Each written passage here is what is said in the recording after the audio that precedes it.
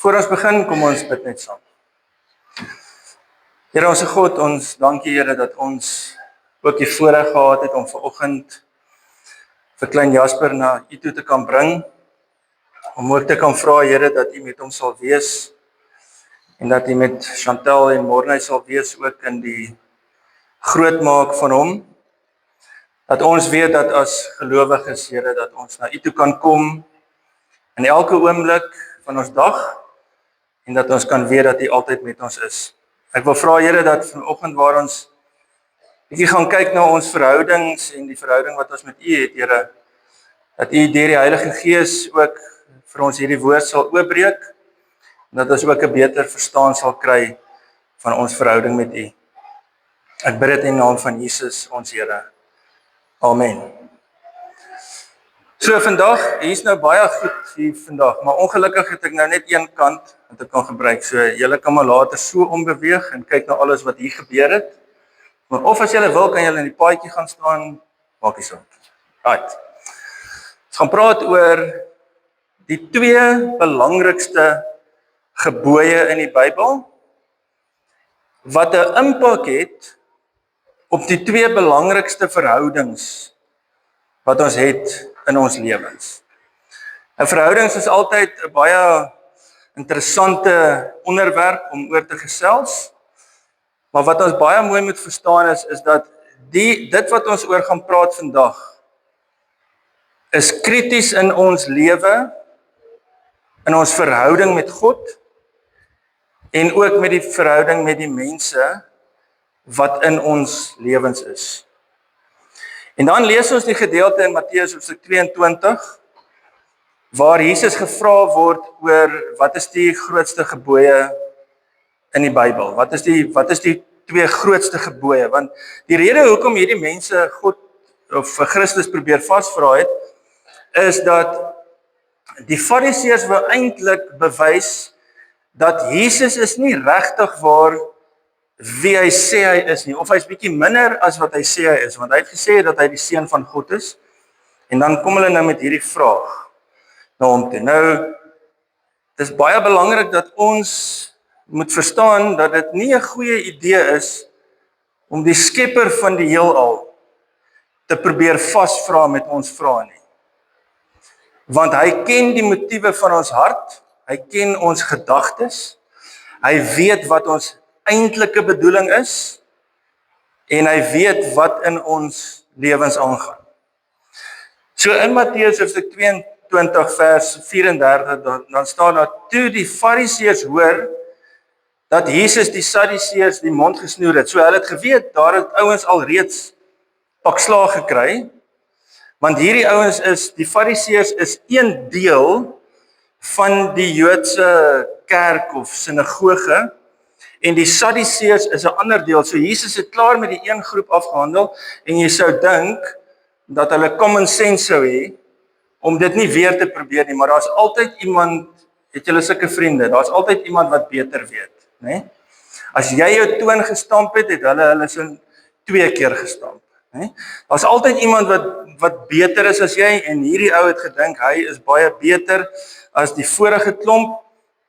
En dan kom 'n wetgeleerde, dit is iemand wat die wet van God ken of die Joodse wet ken en hy het hom met 'n vraag probeer vastrek en hy sê vir hom: meneer, vra hy, wat is die grootste gebod in die wet? Nou wanneer ons aan wet dink, dan dink ons aan 10 gebooie. Okay, so daar's 10 reëls, daar's 10 goed wat jy moet doen en nie mag doen nie. Maar in die Joodse samelewing was daar 613 wette. So hulle het die 10 wat God vir hulle gegee het hulle gesê, dis nie goed genoeg nie, ons gaan nog ander bysit. So wanneer hierdie wetgeleerde na Jesus toe kom, en hy vra vir Jesus, wat is die grootste gebod in die wet, dan dink hy aan al die reëls en al die wette, uit alles uit. Wat sou jy sê, is die grootste ene van almal? So daar's hierdie tipe van vyhandigheid, want hy wil nou kom hoor, uit al hierdie 613 wette uit, watter een is die belangrikste? So, Jesus sal moet mooi dink oor wat hy nou volgende gaan sê. En dan is dit ongelooflik dat Jesus nie sê, weet jy wat, gee my gou 5 minute, ek wil net gou my konsultant bel, of ek wil net gou iewers iets gaan opsoek. Jesus antwoord hom dadelik, en dan is dit asof hy die hostility, hierdie vyandigheid, asof hy dit alles uit die situasie uithaal, en dan sê hy, jy moet die Here jou God lief hê met jou hele hart. Dit is asof daar iets in elkeen van ons is. Dis soos 'n simfonieorkes, ons is deel daarvan. Het jy al gesien as hierdie Anton Rooi, dit is mos hy, wat so Sondag sing, né? Want hy is 'n orkes daar, so dit is asof ons deel is van daardie orkes, daar is iets in ons hart, wat moet sing tot die eer en die heerlikheid van God. Dat van die begin af het God iets in ons gesit, daar is iets in ons hart, dat Jesus vir ons sê, dat ons God moet lief hê met ons hele hart, dat die oomblik toe hy ons by mekaar gesit het in ons moederskoot, is daar iets van God wat binne in ons is, dat ons deel sal wees aan die verheerliking van God, dat ons God sal lief hê met ons hele hart, en met jou hele siel. Met ander woorde, daar is meer aan jou as mens, as wat jy kan sien, as wat ander mense kan sien, dat ons God moet lief hê met ons hele hart, met ons hele siel, en dan met ons hele verstand, met al ons denke, met alles waaroor ons dink, moet ons God lief hê. Die wêreld sê, ja, julle as gelowiges, julle het net hierdie blinde geloof, wat julle volg. Want die Bybel sê, al wat jy moet doen is jy moet glo. En dan kom God, die skepper van alles, die wysste persoon in die heelal, en hy sê vir ons dat ons hom moet lief hê met ons verstand. Hy gee vir ons 'n brein om te dink. Partykeer lyk dit vir ons onmoontlik as jy na mense kyk, maar hy gee vir jou een om te dink. Dat ons God moet lief hê met ons hart, met ons siel, met ons verstand, met alles wat in ons aangaan. En dan kom hy, onthou, hierdie ou het vir hom gevra, sê vir ons, wat is die belangrikste gebod? En dan kom sê Jesus, daar is 2 antwoorde vir jou een vraag. Want jy moet die Here jou God lief hê met alles in jou, met jou hart en met jou siel en met jou verstand. Een van die ander sê met al jou krag, met alles wat in jou wese is, moet jy God lief hê. Maar daar's 'n tweede ene. En die tweede ene sê, jy moet jou naaste lief hê. Die eerste een was maklik, dat ons God moet lief hê, maar nie die van 'n Merwes nie. Né? Miskien as hulle die engine uit die boom uithaal, of al die karre verwyder uit die erf uit, of as hulle net verlede jaar se vuil sakke sal weggooi, dan miskien kan ons die van 'n Merwes lief hê, maar ons kan God lief hê. Maar nou kom Jesus en hy sê, dis nie net dat ons naaste moet lief hê nie, dit is dat ons naaste moet lief hê. Hoekom? Want dit is presies dieselfde as die eerste ene. Dit is gelykstaande aan die eerste ene. En hoe moet jy jou naaste lief hê? Soos jouself.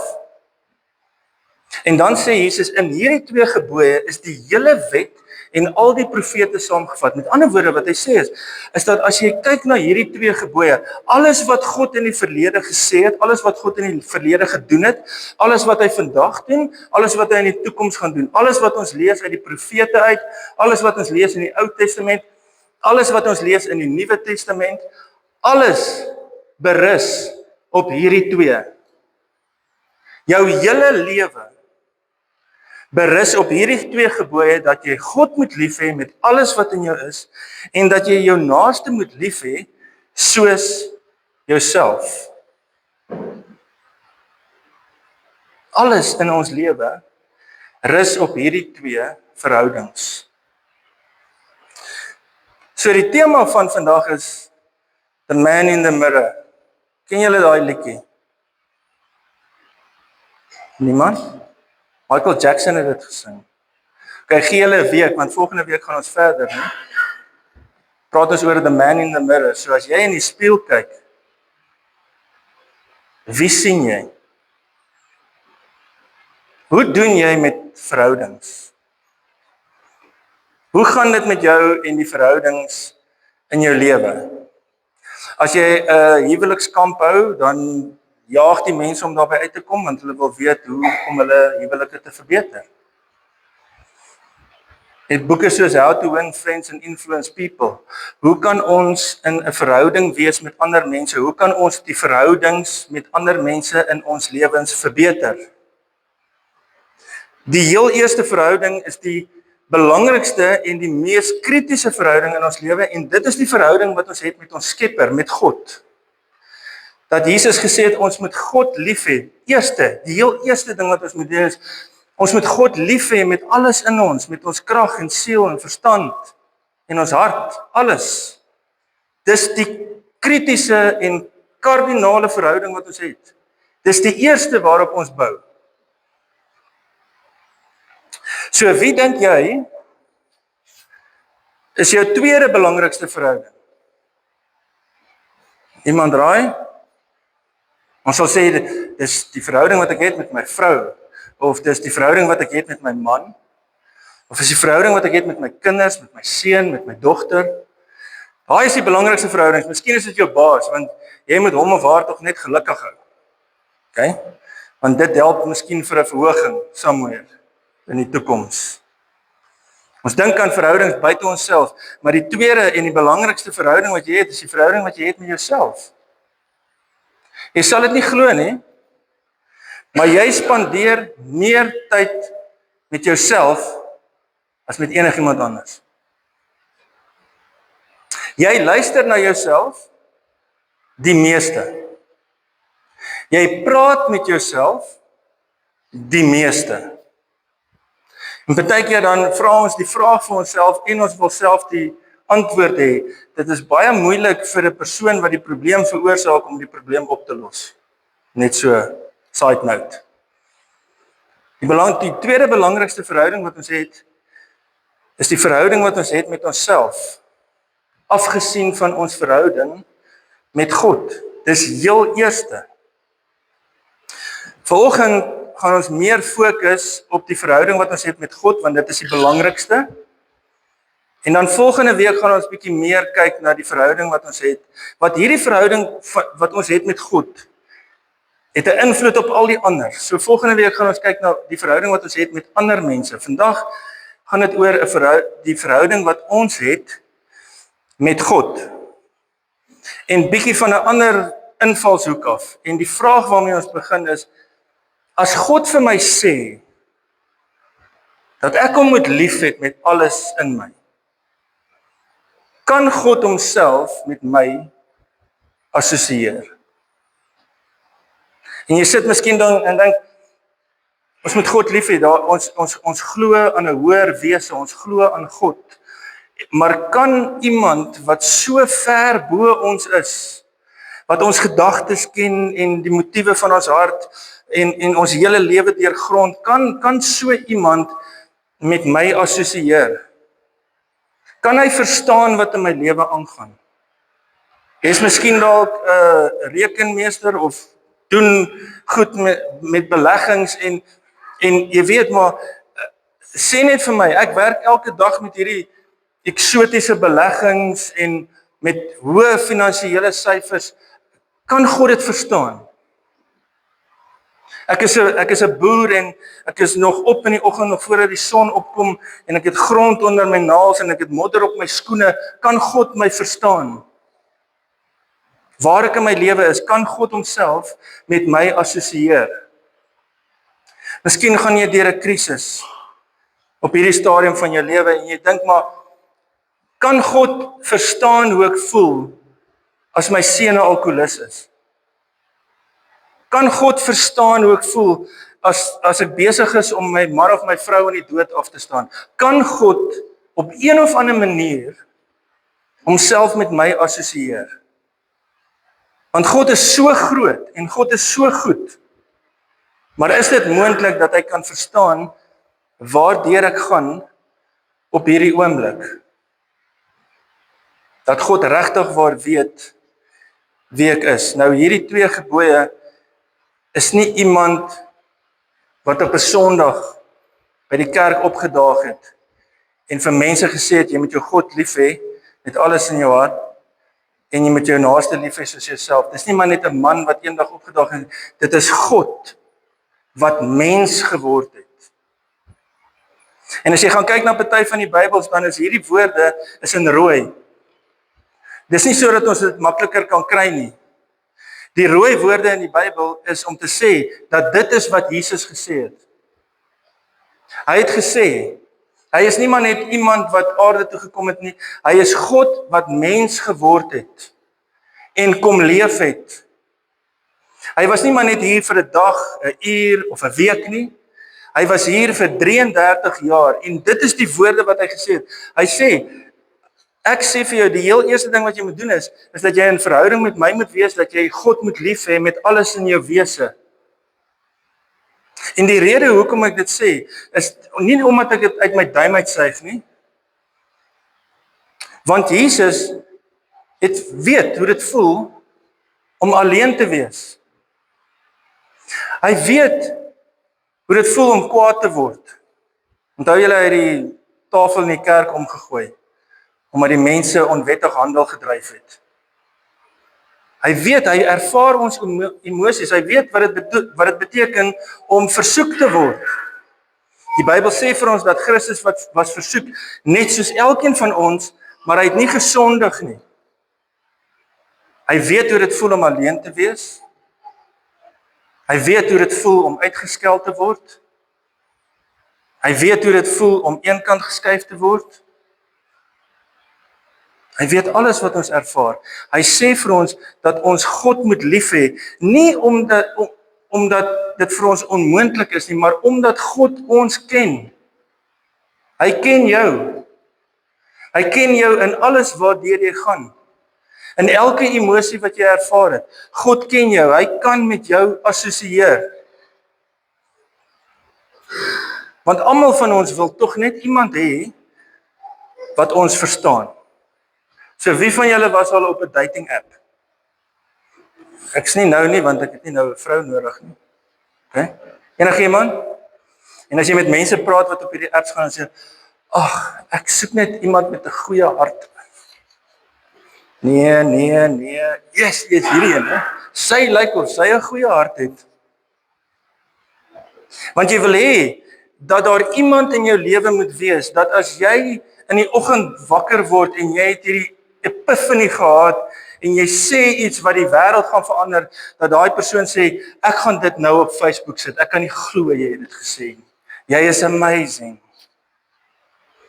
Ons wil hê dat as daar iemand is in ons lewe met wie ons kan assosieer, wat ons kan verstaan, as jy hou van rugby, dat hulle ook moet ten minste omgee of maak net of hulle hou daarvan.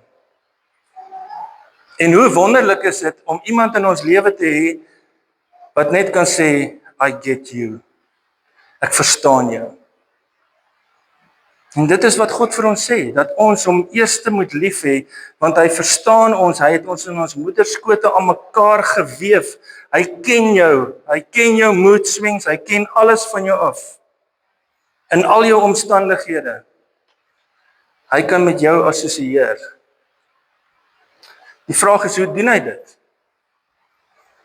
Hy doen dit want hy soek na ons meedoenloos. Hy soek na ons al soek ons hom nie. Hy ontmoet ons meer as halfpad. En hy gee ons nie wat ons verdien nie. Hoe sou jy daarvan hou as jy saam met iemand op 'n ete moet gaan en sê, okay, maar jy bly nou hier en ek bly daar, kom ons ontmoet mekaar in die middel.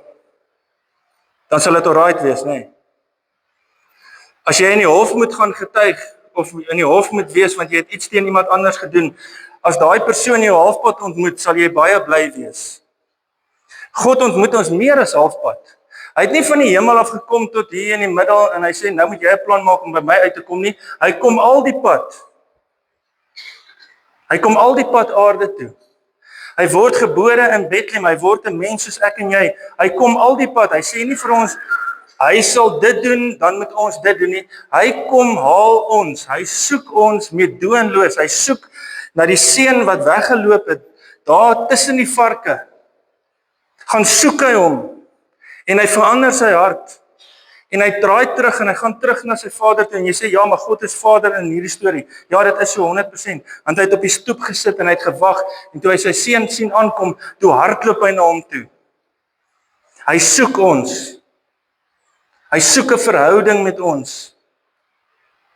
Hy soek ons meedoenloos. Hy ontmoet ons nie in het halfpad nie, en hy gee ons nie wat ons verdien nie. Psalm 103 kom sê vir ons, hy sê, 103 vers 10, hy handel nie met ons volgens ons sondes nie, en hy vergeld ons nie vir ons ongeregtighede nie. God soek na ons. Hy soek 'n verhouding met ons.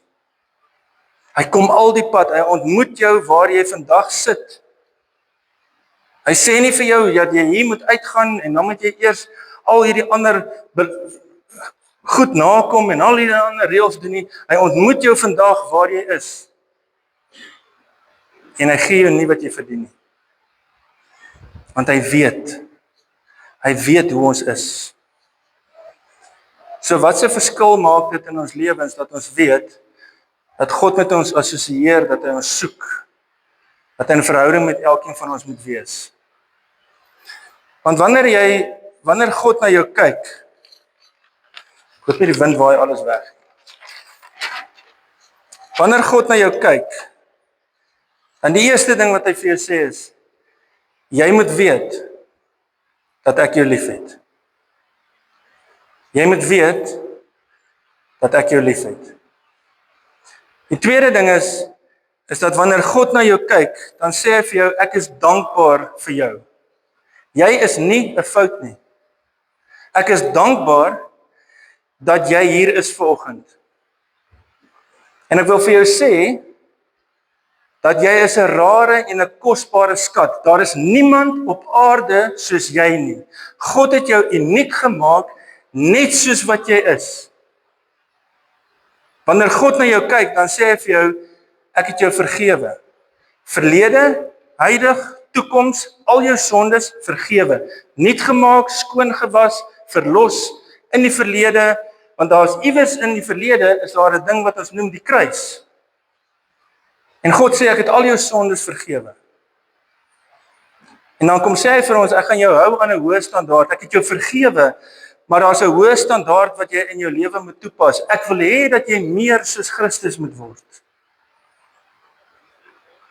Dat jy moet onthou, dat daar is iets binne in jou. Daar is iets van God binne in jou. Dat toe hy jou gemaak het, toe sê hy, ek is bly oor jou. Dat ek vergewe jou, maar ek gaan jou hou aan 'n hoë standaard. Ons gaan nie sê maar, okay, jy is nou by jou 7de huwelik, dit lyk nie so lekker nie, gaan vir 10. Okay, go for gold. Okay? Gaan dubbel syfers. Nee. God hou ons aan 'n hoë standaard. Hy sê vir ons dat ons is 'n kosbare skat, maar hy hou ons ook aan 'n hoë standaard en hy sê vir ons dat omdat ek jou hou aan 'n hoë standaard, gaan ek vir jou grace en mercy gee. Ek gaan vir jou genade gee, want ek weet jy is net 'n mens. Jy is net stof. Ek weet jy selfs die sterkes word moeg. En God rig ons op met arensvlerke. En hy sê, wat as jy 'n fout maak, gaan ek jou nie onder die bus ingooi nie. Want jy is myne, ek het jou gekoop, ek het jou vergewe. Maar gaan nie net toelaat dat jy maak net wat jy wil nie. Maar as jy iets doen wat verkeerd is daar vir jou genade. Ons gaan jou nie net los nie. God sê vir ons, hy het 'n spesiale roeping op ons lewe. Ons is nie maar net hier om in die kerk te wees nie. Ons gaan nie hier uitgaan en dan sing jy en jou klein hoekie en ek en my. Ons bly nie net daar nie. Daar's 'n roeping op ons lewe. God wil hê ons moet iets doen. Ons moet 'n verskil maak in die lewe rondom ons. En dan sê hy vir ons, hy cheer vir ons. Daar's 'n geloofskare, gelowiges wat sit en ons hardloop hierdie resies en hulle cheer vir jou. Sê jy dit hou as daar iemand is wat net vir jou sê, you got this. Dit is wat God vir ons sê. So watter verskil maak hierdie goed in ons lewens? Ons heel eerste verhouding is die verhouding wat ons met God moet hê, maar die tweede belangrikste verhouding is die verhouding wat jy met jouself het. En in die mate wat jy hierdie goed glo, gaan dit 'n invloed hê in jou verhoudings met die mense rondom jou. Want weet jy wat God doen, hè? Die mense hier buite het gedink ek gaan tuin maak. Ek het 10 duime. Ek bly weg van die tuin af. Maar God is 'n shoveler. En wat God vir jou kom sê is dat as jy genade nodig het, dan het ek vir jou genade. En vergifnis. En hy maak ons nuut. En as jy medelee nodig het, dan het ek vir jou medelee, dan gee ek dit vir jou. En hy stort op ons uit liefde, genade, deernis, vergifnis, omgee. Hy maak ons nuut. Hy verander ons hele lewe. En as jy nog nodig het, dan sê hy vir jou, ek het vir jou nog 6 ure aan die kruis, die regverdige vir die onregverdiges, die wat sondeloos was vir al die sondaars. Ek gee vir jou alles wat jy nodig het.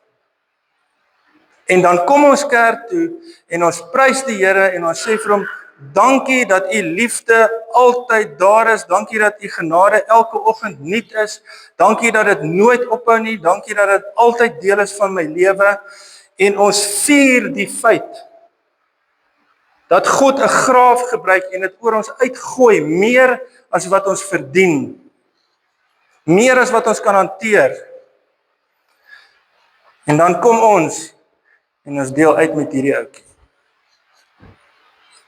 Ons vier die feit dat God vir ons meer gee as wat ons verdien, maar ons deel uit met die lepel. Het jy 'n bietjie medelee nodig? Hier's vir jou so 'n bietjie. Want ek is 'n Jesus mens. Het jy genade nodig of vergifnis nodig? Gee my so rukkie dat ek net daaroor gaan dink. So vir 4 jaar gaan vas daaroor, maar in die nag, okay, hier's vir jou 'n bietjie vergifnis. Want tot die mate wat ons hierdie glo, tot daardie mate deel ons dit uit. Jy weet, as mense uitmaak, nee, dan sê hulle altyd, dis nie jy nie, dis ek. Ja, hulle gebruik ons altyd daai verskoning. Jy is fantasties. Ek is die probleem. En in hierdie geval is dit die waarheid. Want in die mate wat ons hierdie glo, want elke oggend staan ons voor hierdie spieël. Jy gaan nie, al het jy niks hare nie, né? Jy staan altyd voor die spieël en kyk, lê die bles nog reg vir môre. Okay? Elke dag voordat jy uit die huis uit gaan, dan stop jy hier. Die vraag is, wat sien jy in die spieël? Want die hemel sê vir jou, ons het jou lief, ons is dankbaar vir jou. Ons vergewe jou. Jy is 'n kosbare skat, daar's 'n hoë standaard op jou lewe. Ons het 'n roeping op jou lewe en ons cheer vir jou. Dit is wat God van jou sê elke liewe dag. En die mate waartoe jy hierdie glo, is die mate waarin jy dit gaan uitdeel vir ander mense. Ons heel eerste en ons belangrikste verhouding is die verhouding wat ons het met God die Vader. Dat daar in die verlede dat daar 'n kruis is wat ons nuut gemaak het, wat ons vergewe het. Die heel belangrikste verhouding is die verhouding wat ons met God die Vader het, want hy kan met ons relate. Hy verstaan jou, hy ken jou vir wie jy is. Hy soek na jou meedoenloos. Hy ontmoet jou meer as halfpad. Hy gee jou nie wat jy verdien nie. Hy kyk na jou, dan sê hy vir jou, as jy vanoggend hier uitstap, neem 'n foto en gaan sit dit langs jou spieël op, want dit is wat God van jou sê. Hy sê vir jou, ek het jou lief, ek is dankbaar vir jou, jy is kosbaar. Ek vergewe jou, daar's 'n hoë standaard, daar's 'n roeping op jou lewe en ek cheer vir jou. En tot die mate wat ons dit glo, gaan dit 'n impak hê oor hoe ons onsself sien. Glo ons dit wat God van onsself sê en die impak wat dit gaan hê en die mense rondom ons.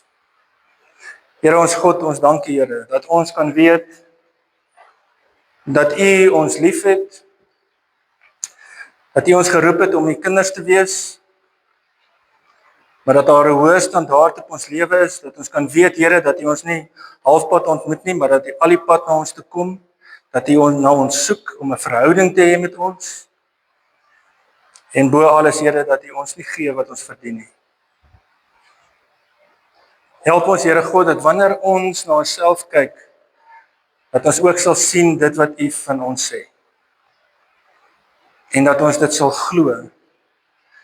Dat ons deel sal wees van ons tweede belangrikste verhouding, en dit is ons verhouding met onsself. En dat die mate waarin ons dit glo, dit 'n verskil gaan maak in die mense rondom ons. Here, ons bid vir ons boere, Here, ons bid dat U vir ons reën sal stuur, ons glo dit. Ons weet dat U 'n goeie Vader is, dat U na ons gebede luister, die gebede van die gelowiges, en ons kom brand dit vanoggend voor U, Here, dat dit 'n aangename reeks sal wees, dat ons sal bid, dat U seën sal uitsteek, daar waar dit so nodig is. Deur boere wat so getuister word, deur siektes en deur droogte, Here, maar ons weet, ons dien 'n lewende en 'n heilige God, wat sy mense liefhet. En daarom bid ons dit in U naam vanoggend. Ek bid Here dat U met hierdie gemeente sal wees, dat U hulle sal seën en beskerm, dat U hand van bewaring oor elkeen van hulle sal wees, dat alles wat ons sal doen, dat dit sal wees tot eer van U naam. Bid dit in die naam van Jesus ons Here. Amen.